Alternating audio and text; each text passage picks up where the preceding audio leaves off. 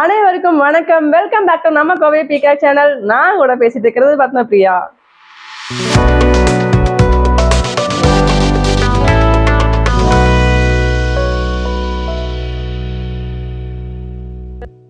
இன்னைக்கு ஒரு சிறப்பான நாளுங்க. இன்னைக்கு மகா சிவராத்திரி. இன்னைக்கு பாத்தீங்கன்னா சிவபெருமானுக்காகவே இன்னைக்கு வழிபடக்கூடிய ஒரு முக்கியமான சிறப்பு நாள்னு கேட்டீங்கன்னா அது சிவராத்திரி தான். அது இன்னைக்கு பாத்தீங்கன்னா நம்ம ஒரு பிரதோஷமும் சேர்ந்து இருக்கனால நான் 4:30 மணிக்கு நான் பிரதோஷ பூஜை எல்லாம் கலந்துட்டு அபிஷேக ஆராதனை பார்த்துட்டு நான் வந்துட்டேன். நைட்டு 8 மணிக்கு முதல் கால பூஜை ஆரம்பிக்கிறாங்க. நான் இன்னைக்கு வேற நிறைய பிளான் பண்ணேன். நிறைய தஞ்சை பெரிய கோயில் போகலாம், அந்த மாதிரி நிறைய சிவன் கோயில்கள்லாம் நான் பிளான் பண்ணேன். ஆனா பாத்தீங்கன்னா சில விஷயங்கள்னால போக முடியல. ஸோ அதனால இங்கேயே நான் என் வீட்டு பக்கத்துலேயே ஒரு சிவபெருமான் கோவில் இங்கே ஃபேமஸான ஒரு டெம்பிள் இங்கே இருக்கு. ஸோ அங்கே 4 கால பூஜைகள் ரொம்ப ரொம்ப சிறப்பாக நடைபெறுமாங்க.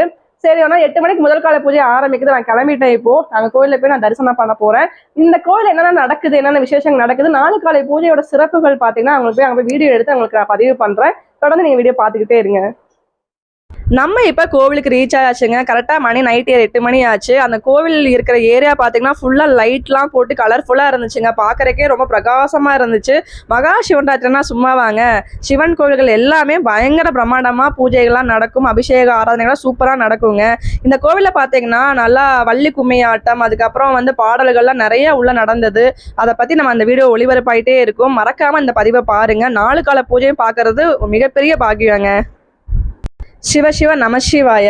முதல் காட்சியாக மகா சிவராத்திரி அன்னைக்கு பிரதோஷமும் சேர்ந்து வந்தது. 4:30 மணிக்கு அபிஷேகம் ஆரம்பிச்சு சாயந்தரம் 6 மணிக்கு முடிப்பாங்க. அப்ப நடந்த தீபாராதனை தான் நீங்க இப்ப பார்த்துட்டு இருக்கிறது.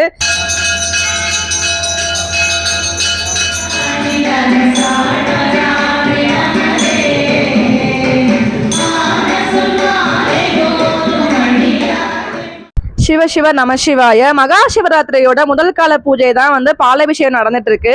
இந்த காட்சியை பாக்குறதே கோடான கோடி புண்ணியங்க. எவ்வளோ மக்கள் இருக்காங்க பாத்தீங்களா? நைட்டு முழுவதும் இந்த மக்கள் எல்லாமே இங்கதான் இருந்தாங்க. அவ்வளோ பக்தியோடையும் அவ்வளோ பரவசத்தோடையும் எங்க மக்கள் எல்லாம் அங்க காத்திருந்தாங்க. அவரோட அபிஷேகத்தை பாக்குறதுக்கே பெரிய கோடி புண்ணியம் வேணுங்க. நீங்க இந்த தொடர்ந்து இந்த பதிவை 4 கால பூஜை நீங்க பாத்தீங்கன்னா மகா சிவராத்திரிக்கு நீங்க போகாதவங்க கூட அந்த பாக்கியத்தை கண்டிப்பா நீங்க பெறுவீங்க. முதல் கால பூஜையோட அபிஷேகம் முடிந்து தீபாராதனை நடந்துட்டு இருக்கு. இந்த அரிய காட்சியை எல்லாரும் மனசார வேண்டிக்கோங்க. உங்களுடைய ஏதாவது வேண்டுதல் இருந்ததுன்னா கண்டிப்பா நிறைவேறுங்க.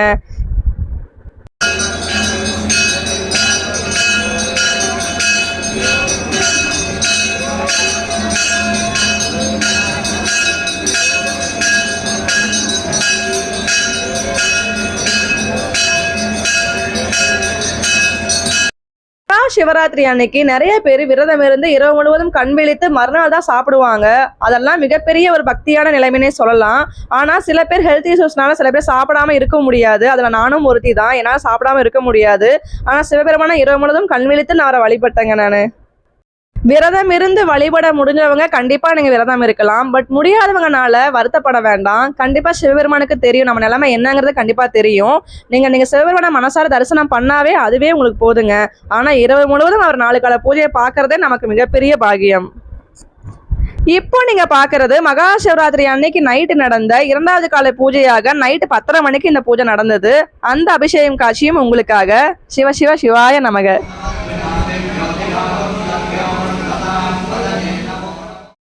2வது கால அபிஷேகத்துக்கு பிறகு மகா சிவராத்திரியாகிய சிவபெருமானுடைய தீபாராதனை.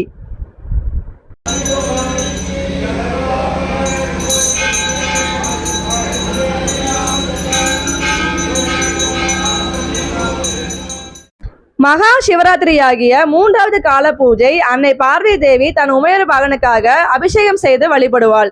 இந்த நேரத்துல தரிசனம் பண்றவங்க கணவன் மனைவி ஒற்றுமை பெறவும் என்ன வேண்டுதல் இருந்தாலும் நிறைவேற்றி கொடுக்கறதுக்கு இந்த 3வது கால பூஜை கண்டிப்பாக தரிசனம் பண்ணுங்க.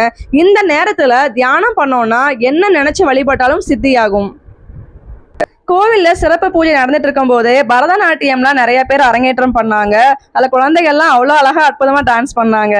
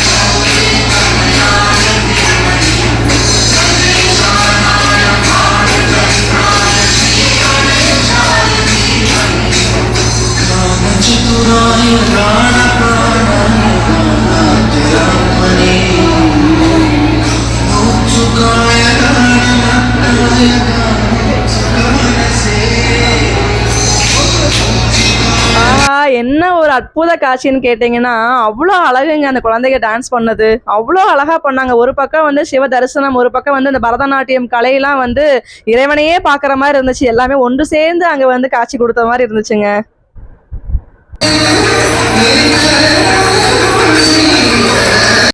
அடுத்து பார்த்தீங்கன்னா வள்ளி கும்மியாட்டம். இப்போ ரீசெண்டாக ரொம்ப ட்ரெண்டாக இருக்கிறதே வந்து வள்ளி கும்மியாட்டம் தான். பழங்கால பொக்கிஷங்கள் எல்லாமே இப்போதான் ஒவ்வொன்றா வெளிவந்துட்டு இருக்கு.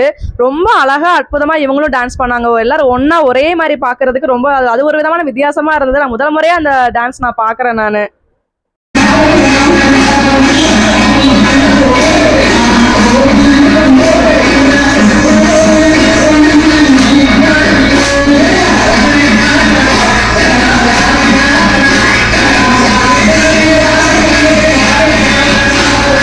மூன்றாவது கால பூஜையில அண்ணாமலையாரோட தரிசன காட்சிங்க. வில்வத்தால சிவபெருமானுக்கு அர்ச்சனை பண்ணியிருந்தாங்க.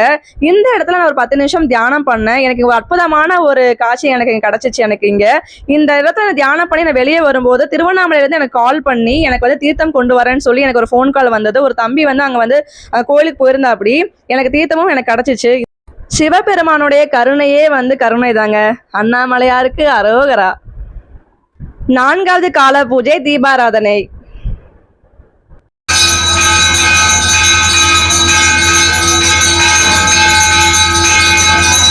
இந்த மகா சிவராத்திரியோட 4 கால பூஜையும் பார்த்த அனைவருக்கும் என்னோட மனமார்ந்த நன்றிகளை சொல்லிக்கிறேன்.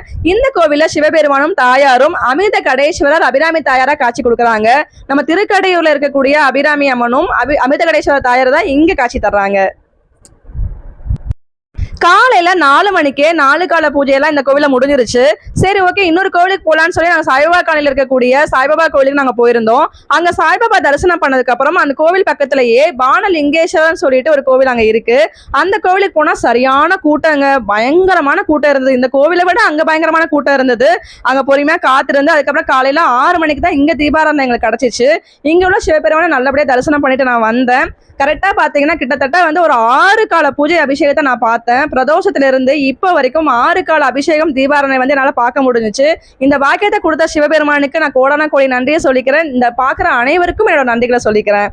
இந்த பதிவு உங்களுக்கு பிடிச்சிருந்தா நம்ம சேனல் சப்ஸ்கிரைப் பண்ணிக்கோங்க, லைக் பண்ணுங்க, கமெண்ட் பண்ணுங்க, மறக்காம ஷேர் பண்ணுங்க, கூடவே பெல் ஐக்கனை கிளிக் பண்ணிக்கோங்க. நன்றி, வணக்கம்.